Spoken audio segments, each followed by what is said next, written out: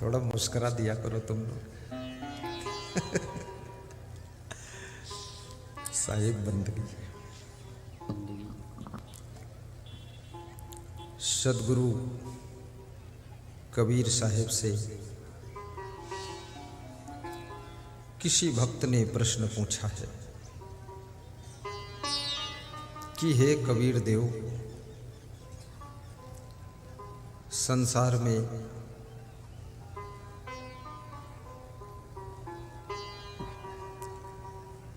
हर जीव कल्याण चाहता है, लेकिन सबका कल्याण होता नहीं। सभी आत्माएं शांति चाहती हैं, परंतु सबको शांति मिलती नहीं। सब धनवान बनना चाहते हैं, लेकिन सब धनवान बनते नहीं। सम्मान, प्रतिष्ठा और यश सभी के मन की प्यास होती है, लेकिन सबको न सम्मान मिलता है, न प्रतिष्ठा मिलती है, न यश मिलता है। क्या कारण है? सदगुरु कबीर साहब कहते हैं, एक ही चीज ऐसी है जब वो मनुष्य के पास में होती है तो उसे सब कुछ मिल जाता है। जब वो चीज खो जाती है तो मिला हुआ भी सब खोने लग जाता है। कौन सी चीज है वो जिसके होने से मनुष्य का मूल्य बढ़ जाता है, सम्मान बढ़ जाता है, यश बढ़ जाता है, मनुष्य के रुके हुए काम भी पूर्ण होने लग जाते हैं, समस्याएं समाधान में बदलने लग जाती है? वो कौन सी चीज है? क्या वो पैसे से मिलती है? नहीं। क्या जबरदस्ती मिल सकती? नहीं। क्या चोरी करने से मिलती? नहीं। क्या मेहनत से मिल सकती? नहीं। तो कैसे मिलती है? क्या कोई दूसरा तुमको दे सकता? नहीं। तो कैसे मिलेगी वो चीज? उसका नाम क्या है? और जिनके पास में वो चीज नहीं होती है, वे हमेशा जिंदगी भर परेशान रहते हैं, दुखी रहते हैं, टेंशन में रहते हैं, अपयश में जिंदगी गुजारते हैं, गरीबी में जिंदगी गुजारते हैं।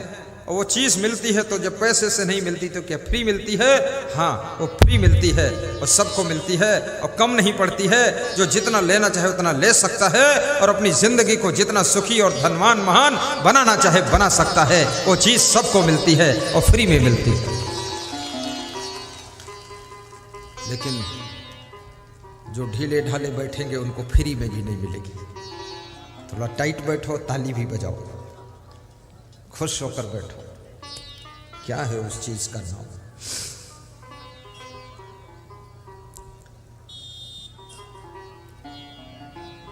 मनुष्य तेरा गुण बड़ा, मानस न आवे काज, हाण न होते आभरण, तो चान बाजन बाज। कबीर साहब का चिंतन, कबीर साहब की अद्भुत वाणी, कबीर साहब का रिसर्च, कबीर साहब की सोच पूरी दुनिया को सुखी कर सकती है। कबीर सबके हैं, लेकिन कबीर से सबको फायदा नहीं हुआ है। कितने लोग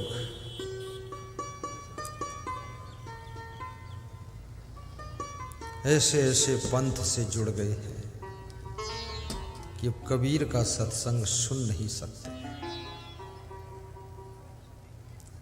कबीर से भी दूर हो गए। कबीर साहब कहते हैं, मानुष तेरा गुण बड़ा। हे मनुष्य, तेरा शरीर बड़ा नहीं है, तेरे गुण बड़े हैं, क्योंकि तेरे शरीर से भी बड़ा शरीर हाथी का है, घोड़ा का है, मछली का है, बैल गाय भैंस का शरीर तुझसे बड़ा है। तेरा शरीर तो बहुत छोटा है, लेकिन फिर भी तू बड़ा है। क्यों बड़ा है? तेरे अंदर गुण बड़ा है, और गुणों के कारण तू बड़ा है। और तू इसलिए बड़ा है क्योंकि तेरे में गुण बड़ा है।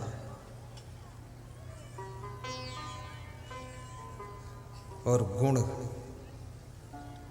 शक्कर में मिठास का गुण ना हो तो उसे 40 रुपए किलो कौन खरीदेगा? मेरे अंदर प्रवचन सुनाने का गुण ना हो तो मेरे लिए पंडाल कौन लगाएगा? आपके अंदर प्रेम करने का गुण ना हो तो हम जैसा संत आपको सुनाने के लिए क्यों आएगा? आप मुझसे प्रेम करते हैं तो मैं प्रवचन सुनाता हूं। आप ये मत सोचना कि मैं कुछ नहीं करता हूं। आप गुरु जी से बहुत प्रेम रखते हैं। रखते हो कि नहीं रखते? इसलिए गुरु जी आते हैं और तुम्हें सत्संग सुनाते हैं।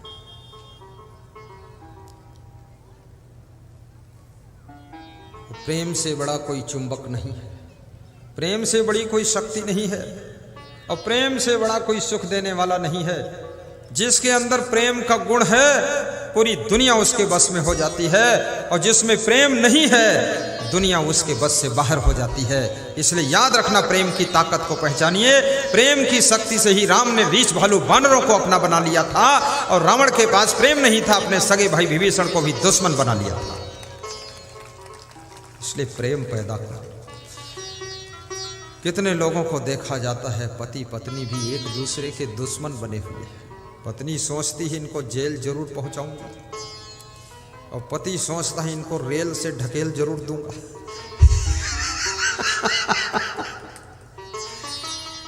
दोनों में तनाव है, दोनों में तकरार है, प्रेम नहीं है। और जहां प्रेम होता है ना, प्रेम का स्वभाव क्या है? प्रेम का स्वभाव देने का स्वभाव है।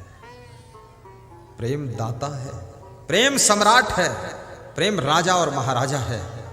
प्रेम बहुत बड़ी हस्ती है। सुदामा को कृष्ण से प्रेम था। सुदामा गरीब सुदामा है, लेकिन फिर भी एक पोटली में चावल कृष्ण को देने के लिए ले गए। प्रेम देना जानता है। मैं कितनी महिलाओं को देखता हूं, वो बेर लेकर आती है कि बेर खा लो, बेर खा लोगे तुम राम बन जाओगे, मैं शिवरी बन जाऊंगी। बेर। कोई माता बहन अंगूर लाती है। ये अब जमाना बदल चुका है। गुरुदेव, ना तुम राम हो ना मैं शिवरी हूं, इसलिए मैं अंगूर लाई हूं, अंगूर खा लो। तुम रहो, हम रहे। अंगूर। आज एक माता जी शायद अपने ससुर के साथ आई थी, 3 बेटियों को लेकर। गुरुदेव, हम आपके भक्त, आपके लिए वस्त्र लाए हैं, आपके लिए अंगूर है, सेव फल है, केला फल है, संतरा है, बेर भी है, आपके लिए दक्षिणा भी है।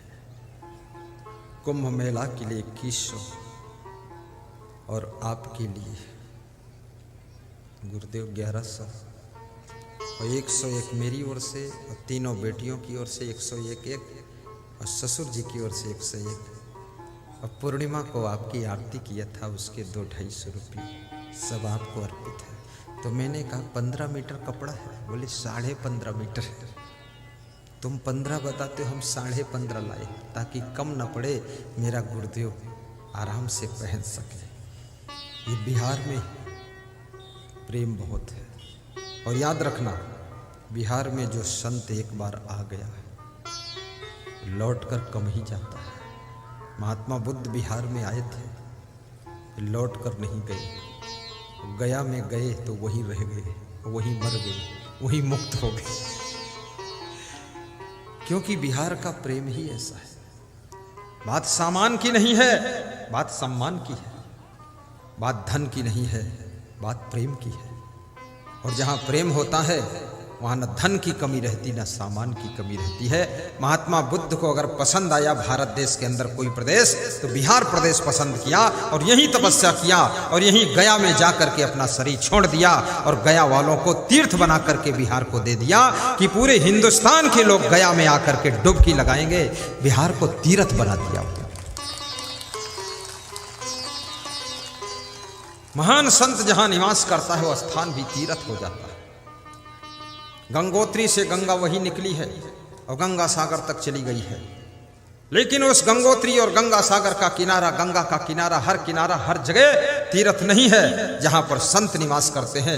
हरिद्वार में तो वो तीर्थ, ऋषिकेश में संत रहते तो तीर्थ, प्रयाग में संत रहते तो तीर्थ। और याद रखना, जहां जहां संत अपन जीवित रहे या वहां शरीर छोड़ दें वह स्थान तीर्थ हो जाता है।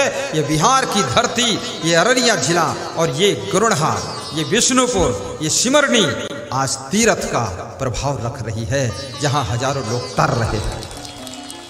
बोलिए सद्गुरुदेव की जय। ठीक है, कोई तो जय बोल रहा है, भले ही वो हमारे चेला बोल रहा है। हाँ, दोनों की साठ गांठ है, कोई ना बोले तू ही बोल दे। नहीं, मैं साठ गांठ नहीं किया हूँ, ना मैं सिखाया हूँ, अपने आप बोला है। वो भी जिंदगी में पहली बार, वो भी इसलिए बोला कि वो भी बिहार का है। बिहार की प्रशंसा सुन के उसको नींद उड़ गई कि अब जय बोली ही तो।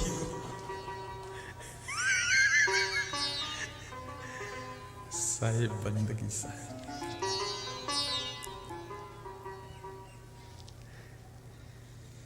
साहिब बंदगी साहिब।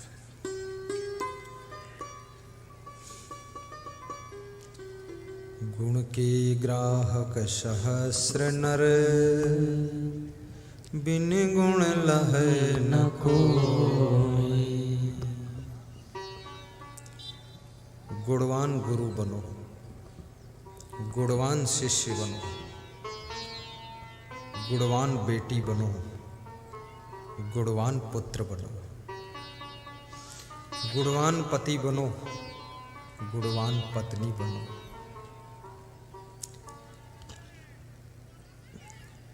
गुणवान सास ससुर बनो, गुणवान संत बनो। और जितने गुण आप ग्रहण करना चाहो, धारण करना चाहो, ये सृष्टि गुणों का सागर है। ये सृष्टि गुणों से भरी हुई है। ऐसा नहीं है कि माँ गुणवान है तो मैं कैसे गुणवान बनूं। माँ से अधिक गुणवान तुम बनो। और गुणवान का सम्मान धनवान से भी अधिक होता है। राजनीतिक क्षेत्र में देख लीजिए आप,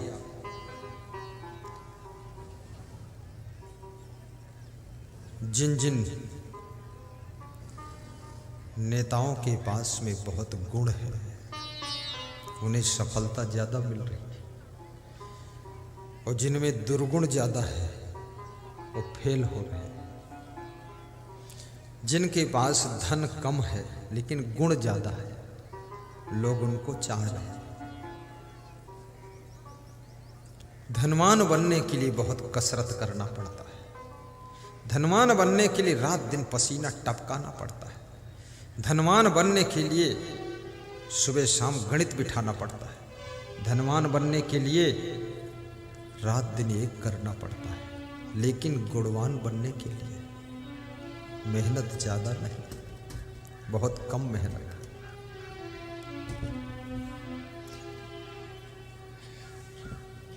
ये भी हमारे भक्त एक आज है।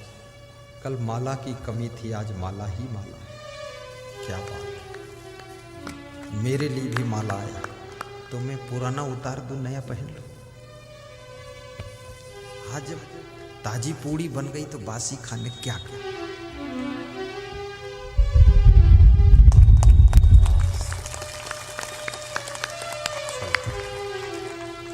इतना तो फायदा हुआ, रंग बिरंगा माला मिला। ये भी मैं अपने लिए नहीं पहनता, ये तुम्हारे सबके लिए पहनता हूं ताकि तुमको देखने में अच्छा लगे। मेरे को तो दिखता भी नहीं, मैं उधर देखता रहता।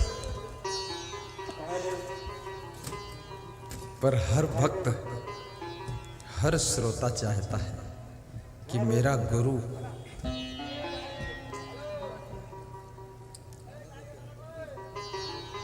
देखने में भी सुंदर हो,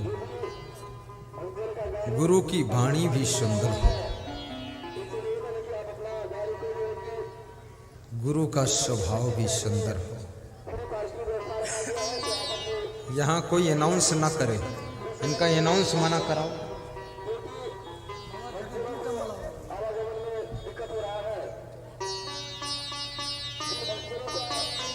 ये अनाउंस मना करो, बोलने में प्रवचन चौपट हो जाएगा।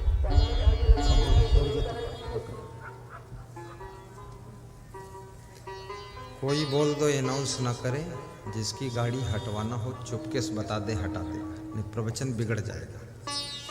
साहिब बंदगी, गुण के ग्राहक सहस्र। तो कौन कौन गुण ऐसे होते जो मनुष्य को महान बनाते हैं? विदुर नीति में महाराजा धीराज धृतराष्ट्र विदुर जी से पूछ रहे हैं कि हे विदुर, वे कौन से गुण हैं जो मनुष्य को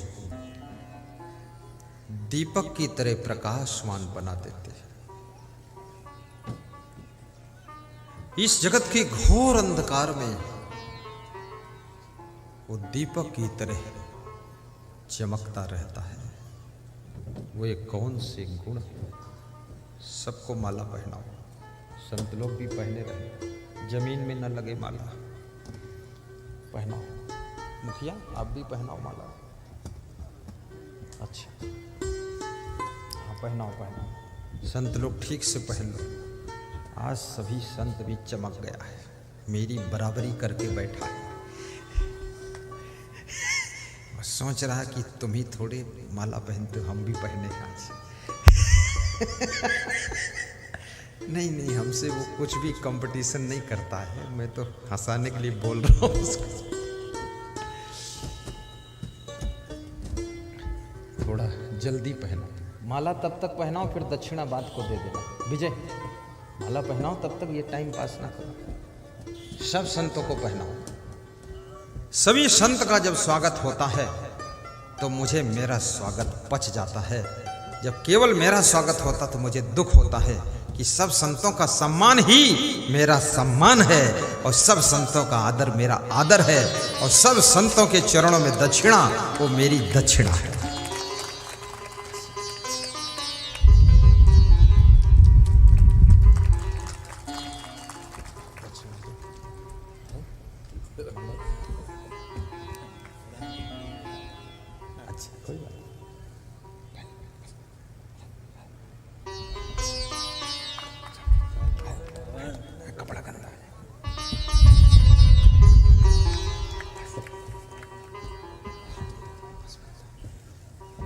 समझाना पड़ता है, लोग जबरदस्ती पहनाते हैं।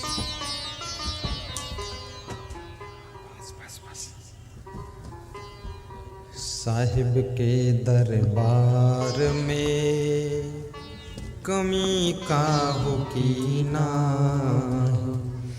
बंदा मोहि पावे नहीं, चूक चाकरी मां, गुरु समान दाता नहीं, याचक शेष समान। तीन लोक की संपदा सो गुरु दीन्ही दान। तीन लोक की संपदा सो गुरु दीन्ही दान। साहिब साहिब सब कहे, मोहि अंदेशायो, साहिब से परिचय नहीं, बैठोगे कहीं ठोर। साहेब से परिचय नहीं, बैठोगे कहीं ठोर। साहेब सो सब होत है बंदे ते कछुना, राई ते पर्वत करे, पर्वत राई माही। राई ते पर्वत करे, पर्वत राई मान। बड़ा हुआ तो क्या हुआ, जैसे पेड़ खजूर। पंथी को छाया नहीं, फल लागे अति दूर। पंथी को छाया नहीं, फल लागे अति दूर। साधु होना चाहिए, पक्का होए कर खेल। कच्चा सरसों पेर के, खरी भयान हिते। कच्ची सरसों पेर के, खरी भयान तेल। मंगल भवन अमंगल हारी, जय जय जय गुरुदेव तुम्हारी। नाथ सकल संपदा तुम्हारी, मैं सेवक समेत सुत नारी। मंगल भवन अमंगल हारी, जय जय जय गुरुदेव तुम्हारी। मंगल भवन अमंगल हारी। बात समझ में आई अब हमारी, झूठी है सारी दुनियादारी। मंगल भवन अमंगल हारी, जय जय जय गुरुदेव तुम्हारी। मंगल भवन अमंगल हारी, जय जय गुरुदेव तुम्हारी। बात समझ में आई अब हमारी, अब न लो तुम परीक्षा हमारी। झूठी है सारी दुनियादारी, मंगल भवन अमंगल हारी। द्रवहु सुदशरथ अजिर बिहारी, नाथ सकल संपदा तुम्हारी। मैं सेवक समेत सुत नारी, मंगल भवन अमंगल हारी। बात समझ में आई अब हमारी, झूठी है सारी दुनियादारी। और न लो अपरीक्षा हमारी। बोलिए सद्गुरु भगवान की जय, बोलो सद्गुरुदेव की जय। माल्यार्पण का कार्यक्रम, संतों का स्वागत सम्मान लगभग पूर्ण हो चुका है। संत महात्मा सभी का मन प्रसन्न हो गया है।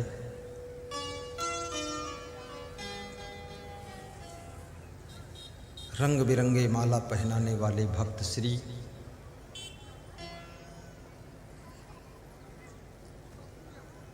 श्री पप्पू यादव जी और मुखिया श्री विजय यादव जी,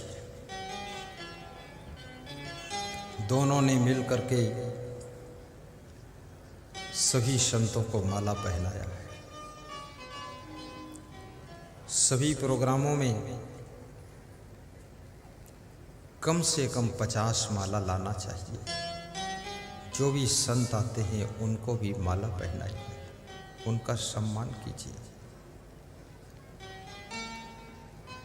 और फूल के माला ना मिले तो प्लास्टिक के माला ले आइए, वो सबसे अच्छे हैं। न मुरझाते हैं न सूखते हैं। प्लास्टिक के माला पर मक्खी भी नहीं बैठती है, वो भी सोचती इसमें कुछ मिलने वाला नहीं, लेकिन सम्मान तो होता है।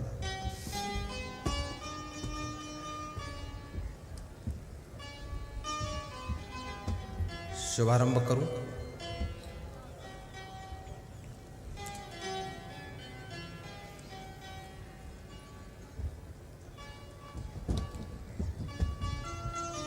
दक्षिणा बाद को दे देना। मुखिया रुपया तोड़ने के लिए भेज चुके हैं, अभी पैसा नहीं है, इसलिए प्रवचन के बाद दे देना। प्रेम से मुखिया को कुर्सी पर बिठाओ, सम्मान से बिठाकर प्रवचन सुनो। पप्पू बैठ जाओ तुम भी। बस अब कोई डिस्टर्ब नहीं, अब सब काम बंद रहेगा, केवल सत्संग। साहिब बंद साहिब।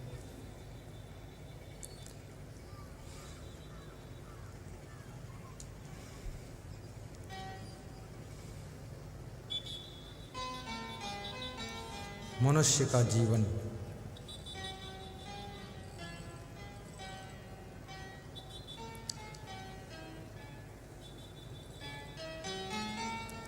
जब गुणों से भरपूर होता है तो मनुष्य की कीमत बढ़ जाती है। सबसे पहले मनुष्य में प्रेम का गुण होना चाहिए। जिनसे तुम्हारा कोई मतलब नहीं है उनसे भी प्रेम का व्यवहार करो, प्रेम से बातचीत करो। वस्तुओं के साथ में भी प्रेम रखो, सामान से भी प्रेम करो।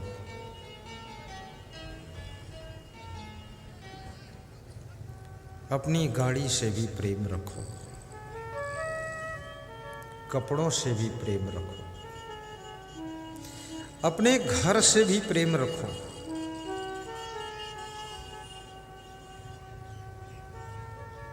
मोबाइल से भी प्रेम रखो, मोबाइल को प्रेम से संभाला करो।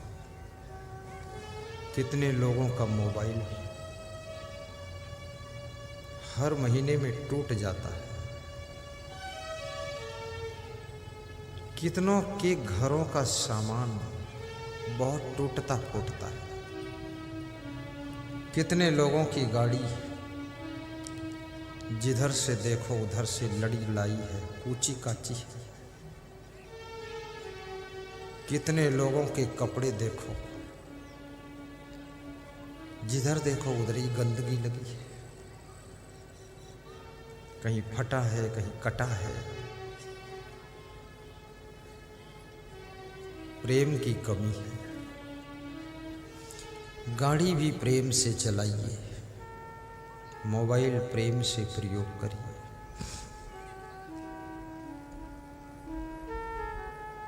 और जिससे तुम प्रेम करते हो उसे तुम केयर करते हो। इंग्लिश बोल रहा हूं, केयर। केयर माने क्या होता है?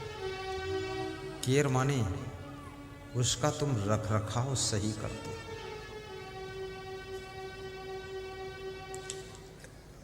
और जिस व्यक्ति का रख रखाव नहीं करोगे, जिस वस्तु का रख रखाव ढंग से नहीं करोगे, जिस सामान का रख रखाव तुम ठीक से नहीं करोगे, वो सामान, वह वस्तु, वह व्यक्ति तुम्हारा साथ छोड़ देगा।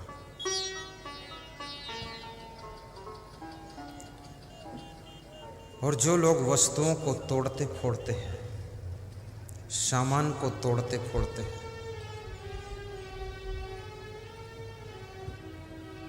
कितने घरों में कुकर में दाल बनाते हैं तो इतने जोर से गैस खोल देते हैं कि कुकर का हैंडल जल जाता है। जो प्लास्टिक का लगा था पकड़ने के लिए वो जल गया। अंदर गुस्सा है, प्रेम नहीं है। क्रोध है, प्रेम नहीं है। और क्रोध इस बात का है कि हमको भोजन क्यों बनाना पड़ रहा है, गैस फोड़ दूंगा, कुकर तोड़ दूंगा, चूल्हा फोड़ दूंगा, ये गुस्सा। और जिसके अंदर गुस्सा बहुत है, गुस्सा एक दुर्गुण है, गुस्सा एक अवगुण है, क्रोध एक अवगुण है। ये रसोई के बर्तन भी तुम्हारे प्रेम का इंतजार करते हैं। प्रेम नहीं करोगे, बर्तन सब टूट जाएंगे, फूट जाएंगे। मेरे पास कक्षा 6 में जो पेन था वो ग्रेजुएट तक उसी पेन से मैं लिखा था, मुझे याद है। अभी भी जब मेरे पास सामान आ जाता मेरे यूज में, जिंदगी भर के लिए पक्का कर देता हूँ। ऐसा नहीं बार बार उसको खरीदते रहो। मेरे पास घड़ी है, ये इसको मैं कैसे रखता हूँ? एक स्टील का डब्बा है, ला आपको दिखाता हूँ, सिखाता हूँ जिंदगी कैसे जीना है। स्टील के डिब्बे में इस घड़ी के लिए बिछौना बिछाता, ये कपड़ा बिछा देता और इसके ऊपर इसको रख देता और फिर इस घड़ी को ओढ़ा देता कि कहीं दाग न लग जाए। ये घड़ी कोई मेरी माँ है कि मेरी बहन है कि मेरा चेला है? कुछ नहीं, घड़ी तो घड़ी है। लेकिन रोज घड़ी फोड़ोगे, रोज घड़ी में स्क्रैच मारोगे, रगड़ मारोगे, पेंट उखड़ जाएगी, तो आप हर तीसरे दिन घड़ी ही खरीदते रहोगे, तो गाड़ी कब खरीदोगे? तुम्हारा पैसा उसी में बर्बाद होता रहेगा। और ये मेरा चेला है, आजा इधर आ। जैसे सिखा देता हूं वैसे सामान को रखता है, बहुत सीधा है। 16 साल से वो यही कर रहा है, घड़ी को बिछौना बिछा के सुला देता है, सो जा। ये इसलिए मैं कह रहा हूं कि आपके घर का सामान भी सुरक्षित रहना चाहिए। उस सामान की उम्र खत्म हो जाए तभी सामान खत्म होना चाहिए, लेकिन आपकी बेवफाई से वो सामान खत्म नहीं होना चाहिए। इसलिए वस्तुओं से भी प्रेम करो, सामान से प्रेम करो, पशु पक्षियों से भी प्रेम करो। और प्रेम का गुण ये भगवान का गुण है, भगवान का गुण है। जो सबसे प्रेम करता है, समझ लो उसमें भगवत शक्ति आ गई। ऐसा नहीं एक गोतनी से प्रेम करो, दूसरी गोतनी से नफरत करो, ये भगवान का लक्षण नहीं, ये रावण का लक्षण है। ये कुंभकर्ण से प्रेम और विभीषण के लात मारता है। सभी गोतनी गोतना से प्रेम रखो।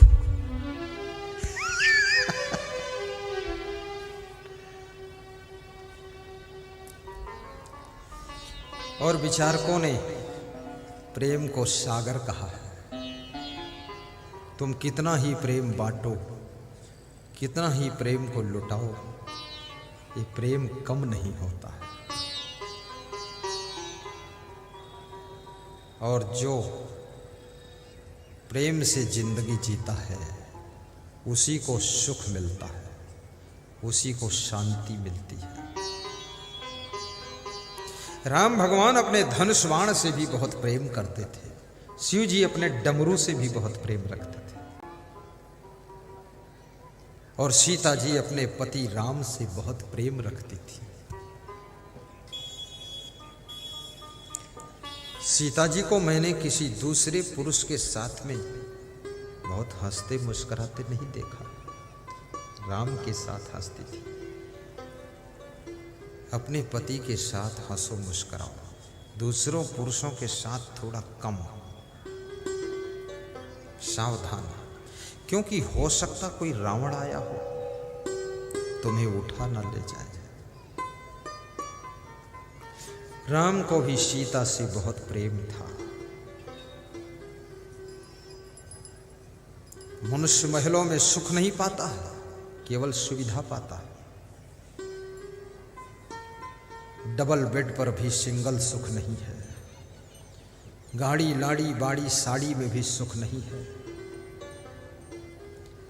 कोई भी सामान है, वस्तु है, गाड़ी है, महल है, मकान है, तुमको केवल सुविधा दे सकता है, फैसिलिटी दे सकता है, कंफर्टेबल लाइफ जीने के लिए हेल्प कर सकता है, लेकिन सुख नहीं दे सकता, शांति नहीं दे सकता।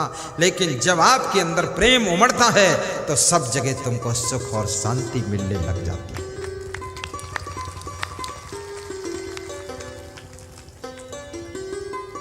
प्रेम को मोह में न बदलने देना, प्रेम को वासना में बदलने मत देना, प्रेम को ममता में चेंज मत होने देना, प्रेम को आसक्ति में बदलने मत देना। जब तक ये प्रेम प्रेम रहता है तब तक सब दुखों को दूर कर देता है। जब ये प्रेम मोह में बदल जाता है तो ये प्रेम भी दुख देने लग जाता है। इसलिए बचो इससे।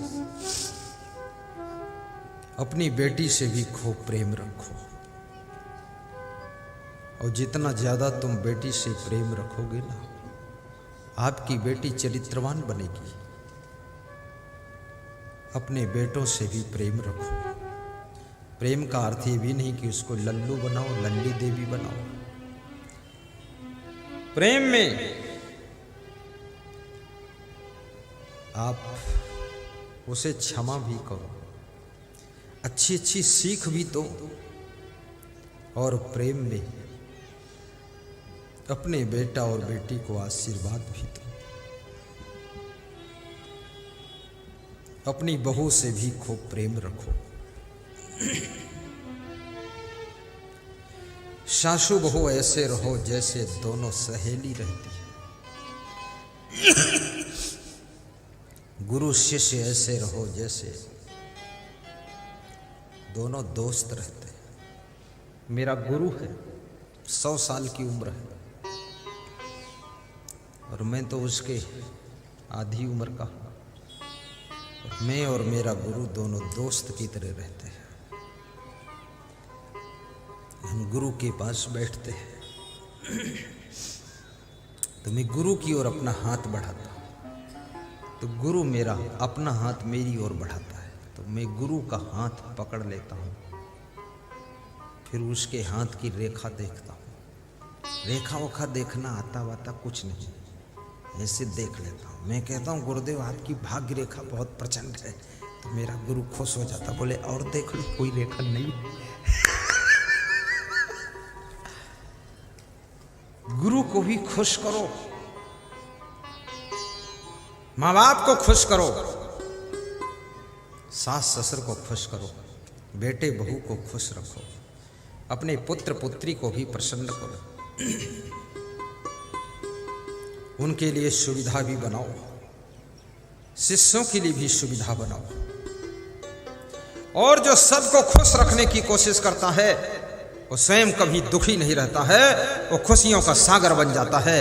और जो दूसरों को टेंशन देता है, दुख देता है, वो कभी टेंशन से छुटकारा पाता ही नहीं है। उसकी पूरी जिंदगी दुख और टेंशन में बीत जाती है।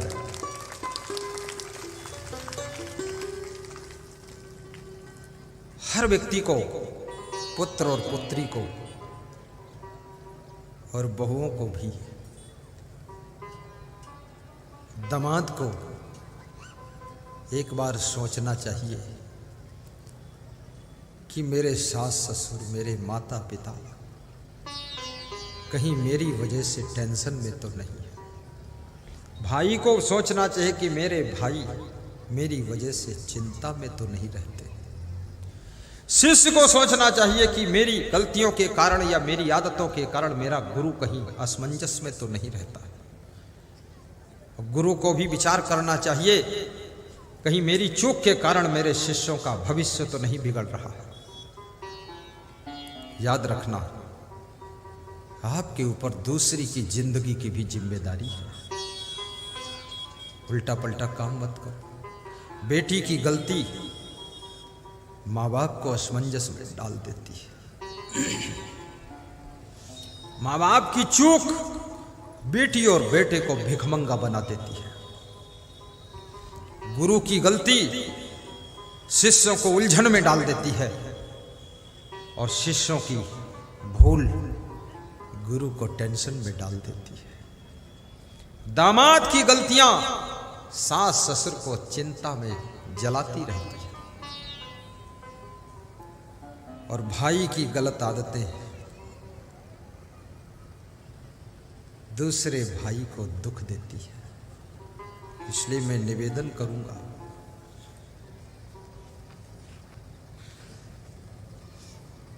जरा दूसरों का भी ख्याल कर लिया करो। एक ही फुलवारी में तितलियां नाच रही हैं, भौरे गुंजार कर रहे हैं, मधुमक्खियां रस ले रही हैं, सब एक दूसरे को बचा बचा कर अपना काम कर रहे हैं। कभी मैंने तितलियों को और भौरों को लड़ते नहीं देखा और कभी मधुमक्खी को तितली को डंक मारते नहीं देखा। तुम अपने घर को मंदिर बनाओ, तुम्हारे घर की गरीबी भी दूर होगी। शराब ना पीना, आलस्य न करना, पति का आलसी स्वभाव, पति का जुआरी स्वभाव पत्नी को दुख ढकेल देता है। युधिष्ठिर जुआ खेलते हैं, पांडवों के चारों भाई उनकी आदत का दुख भोगते हैं। द्रौपदी की साड़ी खींची जा रही है, गलती युधिष्ठिर की और साड़ी द्रौपदी की खींची जा रही है। बाप की गलती बेटे को भोगना पड़ता है। भले ही रामचरितमानस में लिखा हो जो जस करे सो तस फल चाखा, पर मेरी समझ में आता है जिंदगी जुड़ी हुई है, ज्वाइंट लाइफ है सभी का। एक व्यक्ति की गलती हजारों लोगों को प्रभावित करती है और एक व्यक्ति की अच्छाई हजारों लोगों को सुख देती है। इसलिए मैं निवेदन करूंगा, आप स्वयं की जिम्मेदारी लेकर के गलतियां बार बार दोहराइए मत, अपना सुधार कीजिए और अपने घर को स्वर्ग बनाइए और माता पिता के होठों पर खुशियां और मुस्कान पैदा करा दीजिए और माता पिता को आनंद दीजिए।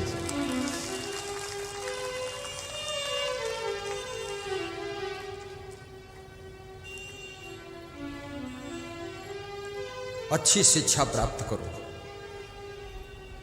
अच्छे संस्कार बनाओ। माता पिता क्या चाहते हैं? चाहते हैं मेरा बेटा, मेरी बेटी, मेरा दामाद सब सुखी रहे।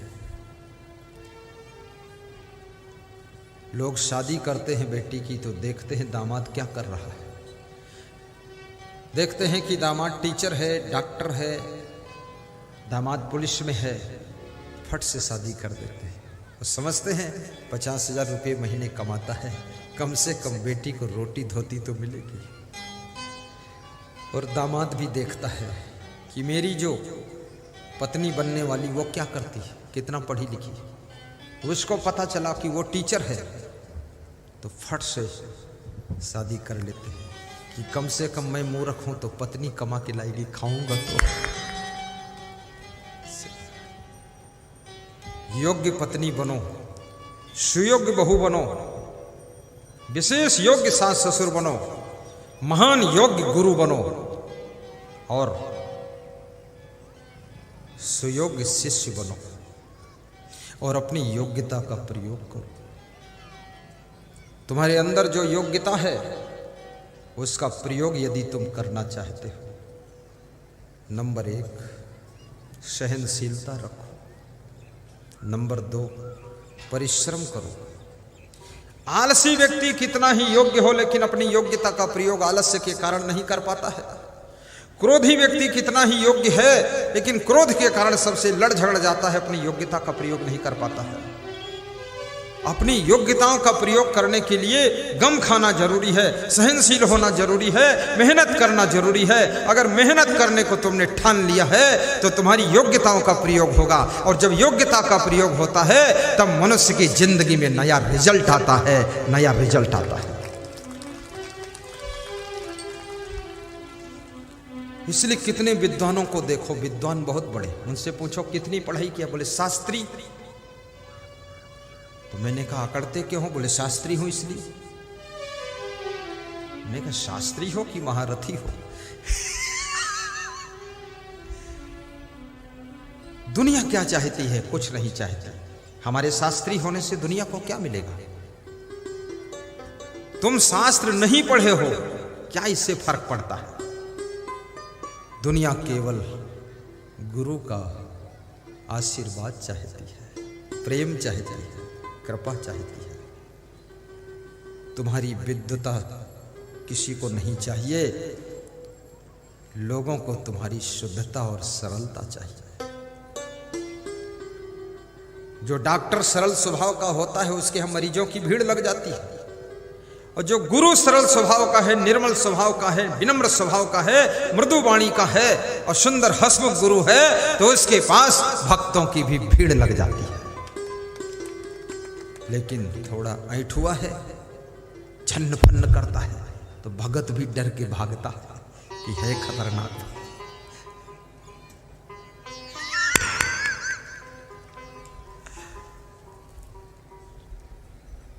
हंसने का भी गुण विकसित करो, प्रसन्न रहने का गुण विकसित करो। भगवान कृष्ण में हंसने का गुण था, भगवान राम में मुस्कुरा कर जीने का गुण था, कबीर में प्रसन्न रहने का गुण था, महात्मा बुद्ध में शांत रहने का गुण था। ये सब गुण है। हंसते हंसते काम किया करो, दिन भर में कम से कम 10-20 बार तो हंस दिया करो।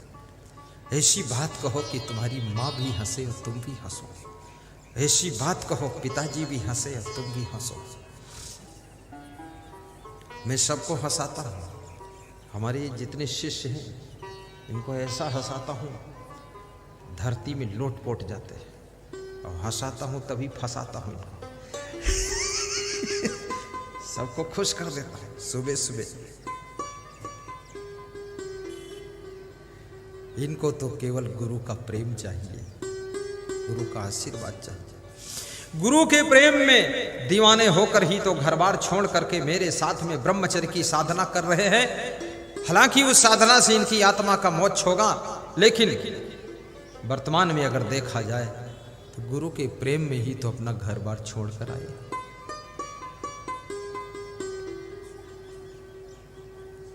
किसी की बेटी तुम्हारे घर में बहू बन करके आए, उसको इतना प्रेम दे दो, इतना केयर कर लो, इतना खुश रखो कि उसको अपने माँ बाप भूल जाने चाहिए। कभी उसका मन ना हो कि मायके जाऊंगी, उसका मन हो कि अब नहीं जाऊंगी, बस परमानेंट। और अपनी बूढ़ी सासू को भी प्रेम देना। कितनी सासुएं बहुओं को संभालते संभालते थक गई है, बहुत मेहनत पड़ी, सासू की कमर टूट गई। ऐसा नहीं है, स्वयं संभलो, सासू के ऊपर और लोड मत डालो। शिष्य बनो, स्वयं संभल कर रहो, गुरु के ऊपर लोड इतना क्यों डाल रहे हो असमंजस तुम। मैं तो जब से शिष्य बना हूं गुरु के ऊपर लोड नहीं रखा, मैंने स्वयं सब लोड ले लिया, और मेरे ऊपर बहुत लोड है। ये तुम जो बैठे कथा सुन रहे हो ना, तुम्हारा लोड भी मेरे ऊपर है। मुझे फिक्र रहती है कि तुम्हें पानी मिला कि नहीं मिला, भोजन बना कि नहीं बना। मैं पूछ लेता हूँ भोजन भंडारे का क्या हाल है। ऐसा नहीं है कि मैं दाल चावल खा रहा हूं तुम्हारी फिक्र नहीं, फिक्र रखता हूं। तुम्हारे सोने की भी फिक्र रखता हूं, और यहां नहीं तुम्हारे घर तक की फिक्र रखता हूं कि तुम्हारे घर की व्यवस्था भी अच्छी रहनी चाहिए। कोई भी गुरुदेव का भक्त दुखी नहीं होना चाहिए, उसके घर में भी सुख शांति रहनी चाहिए। इसीलिए घंटों प्रवचन सुनाता हूं ताकि घर तुम्हारा सुखी हो जाए। मेरे गुरु का भी लोड मैं लेता हूं, गुरु भाइयों का लोड मैं लेता हूं, शिष्यों का लोड भी लेता हूं, और लोड लेने में मुझे बहुत फायदा हुआ है। लोड लेने से क्या फायदा हुआ? जो फायदा हुआ वो फायदा हुआ। क्यों बता दूं क्या फायदा हुआ? फायदा बता दूंगा, तुम भी लोड लोगे तो तुमको भी फायदा हो जाएगा, बहुत फायदा। एक दो फायदा बता देता हूं। जब मैंने सबका लोड लिया तो सबसे बड़ा फायदा मेरा क्या हुआ, मेरी बुद्धि का विकास हो गया, एक फायदा। दूसरे, सबकी जिम्मेदारी लेने से मेरे अंदर बहुत से नए नए गुण विकसित हो गए। तीसरा फायदा, सबका लोड लेने से मेरा मन जो है 1 मिनट फुर्सत ही नहीं पाता दूसरा को सोचने का, मन भी पूरा भक्ति और मस्ती में डूबा रहता है, टाइम ही नहीं। आज मेरा एक संत कह रहा था, गुरुदेव आपको तो, मेरे को स्नान भी करना हो तो दौड़ के जाता हूं नल पे, फ्रेश होना है, लघु शंका जाना दौड़ के, टाइम नहीं। हाँ, टाइम कम है।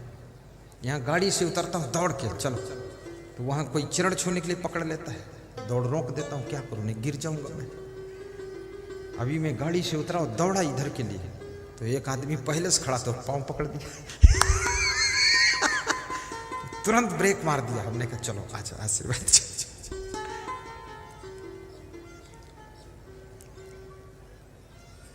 जितनी ज्यादा तुम जिम्मेदारी लोगे उतना ज्यादा तुम बुद्धिमान बनते चले जाओगे। जितना ज्यादा तुम जिम्मेदारी ले लोगे उतने ज्यादा सावधान और गुणवान बनते चले जाओगे, महान बनते चले जाओगे।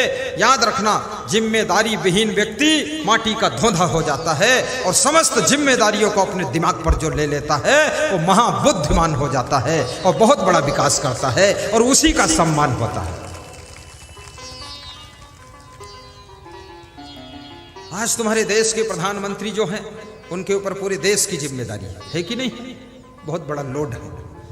अरे तुम समझते हो तुम्हें अपने गेहूं के खेत की चिंता है, उनको सारी चिंता है कि अगर मेरे देश में गेहूं कम पैदा होगा तो इनको खिलाऊंगा क्या, और 24 घंटे खाने को न मिले देश के अंदर गदर हो जाएगा।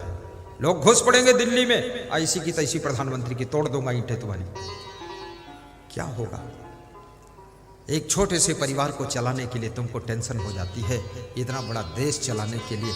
इसलिए प्रधानमंत्री को बहुत कम तुमने हंसते देखा होगा, मुख्यमंत्री भी बहुत कम हंसता है, झूठी खीसे काटता कभी कभी ही, बाकी लोड ज्यादा है। पर मैं प्रधानमंत्री को भी सिखाना चाहता हूं, मुख्यमंत्री को भी, और दुनिया का कोई व्यक्ति हो, जितना लोड तुम्हारे ऊपर बढ़ता चला जाए उतना तुम हंसी बढ़ाते रहो, खुशी बढ़ाते रहो, तो लोड लादने की क्षमता बढ़ती चली जाएगी और पूरा तुम सफलता की ओर चले जाओगे। भगवान कृष्ण के ऊपर क्या कम लोड था?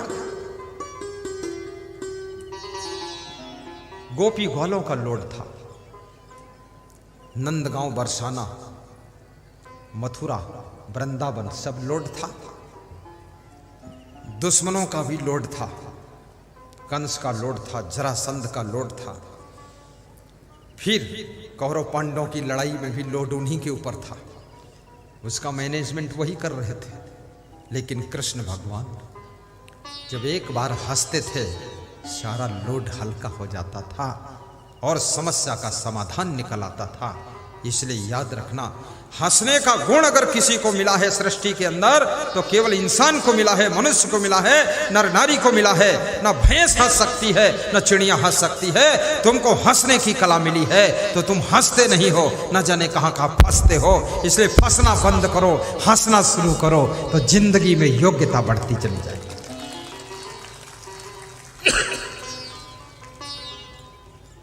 ये मांस, मछली, अंडा, नशा, शराब, मुर्गा, बीड़ी, सिगरेट, गांजा, चरस, तंबाकू, अफीम, ये सब खाना पीना बंद करो।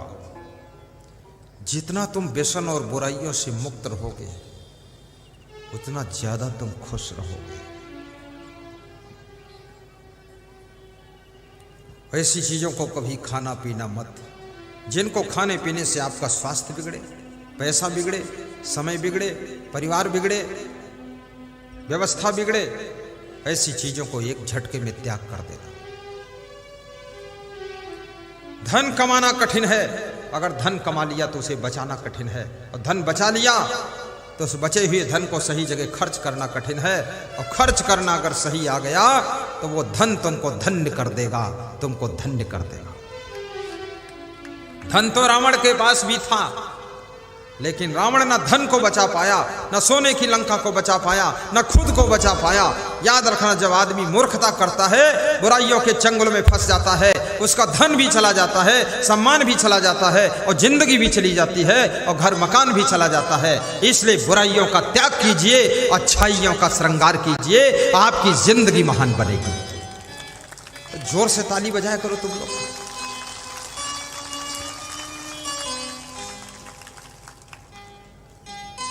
समापन का समय आ गया है, समापन कर दो।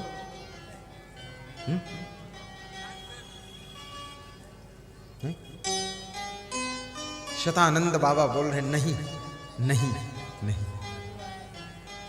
वो अपनी घड़ी देख रहे हैं, और मैं ऐसी घड़ी रखते ना, उसमें ज्यादा बजा के लाता हूं वहीं से। उनके में 11:24 हुआ है, हमारे में 11:37 हो गया। बढ़ा के लाता हूं, जल्दी छुट्टी मिल जाए।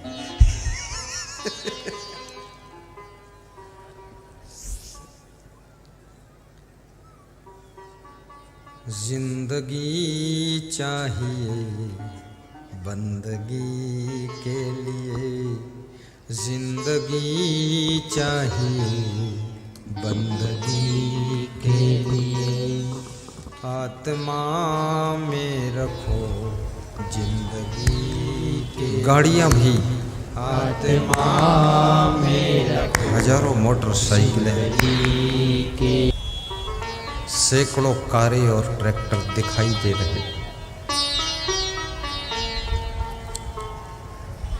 ऐसी